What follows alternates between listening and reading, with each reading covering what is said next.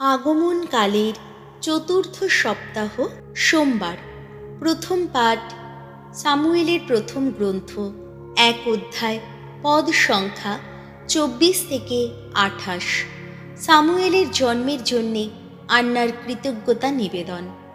দুধ খাওয়ানো বন্ধ হওয়ার পর আন্না সামুয়েলকে সঙ্গে করে নিয়ে চললেন শিলো নগরে ভগবানের আবাসে। তিনি সঙ্গে নিলেন 3 বছর বয়সের একটি বৃষ, 1 এফা ময়দা আর সুরায় ভরা একটি চামড়ার পাত্র। ছেলেটির বয়স তখনও খুবই কম ছিল। বৃষটিকে বলি দেবার পর সামুয়েলের বাপ মা পুত্রকে যাজক এলির কাছে নিয়ে গেলেন। আন্না এলিকে বললেন, কিছু মনে করবেন না গুরুদেব, আপনার অস্তিত্বের দিব্যি দিয়ে বলছি গুরুদেব, আমি সেই মেয়ে যে আপনার পাশে এইখানে দাঁড়িয়ে এক সময় ভগবানের কাছে প্রার্থনা করেছি। সেদিন আমি এই ছেলেকে পাবার জন্যেই তো প্রার্থনা করেছিলাম। তখন যা চেয়েছিলাম আমি, তা ভগবান আমাকে তো দিয়েইছেন, আর আমিও এখন তাকে ভগবানের কাছে নিবেদন করছি। সে তো জন্ম থেকে আজীবন ভগবানের কাছে নিবেদিতই হয়ে রইল। তারপর তারা সেখানে ভূমিষ্ঠ হয়ে ভগবানকে প্রণাম জানালেন। প্রভুর বাণী। ভগবত ভক্তা আন্নার গীতিকা। ধুয়ো। আমার হৃদয় পুলকে রোমাঞ্চিত আমার পরিত্রাতার নামে। আন্না তখন এই বলে প্রার্থনা করলেন, ভগবানের কথা ভেবে আহা পুলকিত আমার প্রাণ। ভগবানের দয়ায় আমি আজ মাথা তুলে দাঁড়াতে পেরেছি।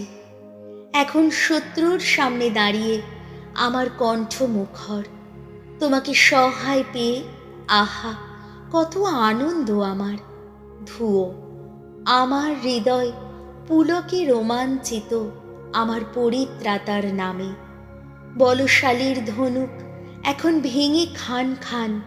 পা টলছিল যাদের, তাদের কোমরে এখন শক্তির বন্ধনী। ভর পেটেই থাকতো যারা, তারাই আজ দুমুঠো খাবারের জন্যে দিন মজুরি করে। ক্ষুধায় কষ্ট পেত যারা, তাদের আর ক্ষুধার জ্বালা নেই। ধুয়ো। আমার হৃদয় পুলকে রোমাঞ্চিত আমার পরিত্রাতার নামে। যে ছিল বন্ধা, সে এখন 7 পুত্রের জননী। যে ছিল বহু প্রসবিনী, দেখো কি শোকে কাটছে তার কাল। ভগবানই আনেন মৃত্যু, তিনিই আনেন জীবন। অধোলোকে নামিয়ে দেন তিনি, আবার ঊর্ধ্বে তুলে আনেন। ভগবানই নিঃস্ব করেন, আবার বিত্তবানও করেন। তিনিই অবনত করেন, আবার উন্নতও করেন। ধুয়ো। আমার হৃদয় পুলকে রোমাঞ্চিত আমার পরিত্রাতার নামে। দীনজনকে ধুলি থেকে তুলে আনেন তিনি, আবর্জনার স্তূপ থেকে দরিদ্রকে উদ্ধার করেন। তাদের ঠাঁই দেন যত নেত্রীজনেরই পাশে, তাদের দেন তিনি কত সম্মানের আসন। ধুয়ো। আমার হৃদয় পুলকে রোমাঞ্চিত আমার পরিত্রাতার নামে। বাণী বন্দনা। জয় জয় প্রভুর জয়। ওগো সর্বজাতির রাজা, মণ্ডলীর সংযোগ প্রস্তুর। এসো তুমি, এসো এই পৃথিবীর ধুলি থেকে। ওগো যাদের গড়েছ তুমি, করো ত্রাণ প্রভু, করো ত্রাণ। জয় জয় প্রভুর জয়। লুক রচিত মঙ্গল সমাচার 1 অধ্যায় পদ সংখ্যা 46 থেকে 56। ভাবী মাতৃত্বের জন্যে মারিয়ার কৃতজ্ঞতা নিবেদন। এলিজাবেথের মুখে অভিনন্দন শুনে মারিয়া বলে উঠলেন, আমার অন্তর গেয়ে ওঠে প্রভুর জয়গান। আমার পরিত্রাতা ঈশ্বরের কথা ভেবে প্রাণ আমার উল্লসিত। তাঁরই দীন দাসের দিকে মুখ তুলে চেয়েছেন তিনি। আজ থেকে যুগে যুগে সকলেই ধন্য ধন্য বলবে আমায়। আহা, আমার জন্যে সর্বশক্তিমান কত মহান কাজই না করেছেন। পুণ্য, আহা, পুণ্য তাঁর নাম।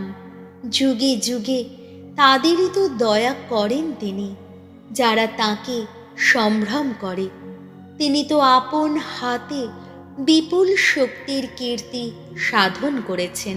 গর্বিত হৃদয় যারা, তাদের তিনি চারদিকে তাড়িয়ে দিয়েছেন।